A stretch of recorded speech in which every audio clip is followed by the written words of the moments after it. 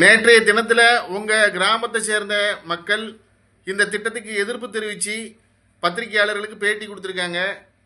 அதுபோக மாவட்ட ஆட்சியர்கிட்ட மனுவும் கொடுத்துருக்காங்க. நீங்கள் அந்த ஊரை சார்ந்தவர் அப்படிங்கிறதுனால உங்களுடைய தனிப்பட்ட கருத்து இது எப்படி பார்க்குறீங்க? அதாவது ஊரில் இன்னைக்கு ஊர் கமிட்டி இருக்கு, ஊர் சார்ந்து பெரியவங்கள்லாம் வந்து இதை முன்னெடுத்து கொண்டு போகிறாங்க.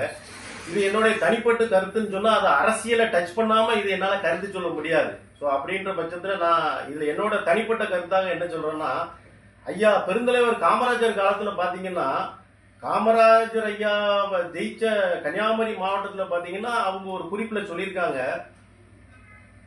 கொட்டில்பாடு உட்பட மீனவர் கிராமங்களுடைய ஓட்டை வாங்கி தான் நான் வந்து ஜெயிச்சேன் அப்படி இந்த மீனவ மக்கள் மேல ஒரு கரிசனையோட இருந்திருக்காங்க.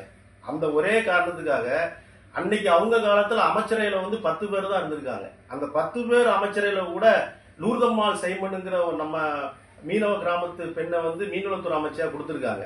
அது மட்டும் இல்லாம எங்க தாத்தா சொல்லியிருக்காங்க, மணப்பாட்டுல இருந்து வெள்ள நேரத்திலயோ கடல் தண்ணி வர நேரத்துல அந்த மணப்பாட்டுல இருந்து ஆக்சஸ் இல்லாம இருந்திருக்கு.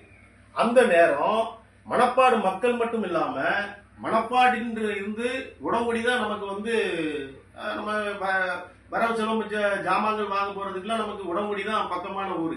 உடன்குடியில இருந்த வியாபாரி பெருங்குடி மக்கள் கூட காமராஜர் ஐயாட்ட இப்படி ஒரு பாலம் அவங்களுக்கு பண்ணி கொடுங்க அப்படின்னு அந்த மக்களுக்காக போராடி இருக்காங்க. அந்த ஒரே காரணத்துக்காக தான் இன்னைக்கு மணப்பாடி குலசை இணைக்கக்கூடிய ஒரு பாலம் இருந்திருக்கு.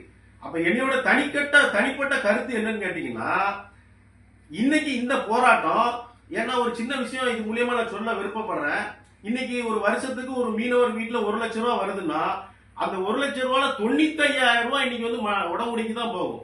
காய்கறி வாங்கவும், ஜவுளி வாங்கவும், நகை வாங்கவும் எல்லாத்துக்கும் அந்த 95,000 ரூபாய் உடம்புடிக்கு தான் போகும்.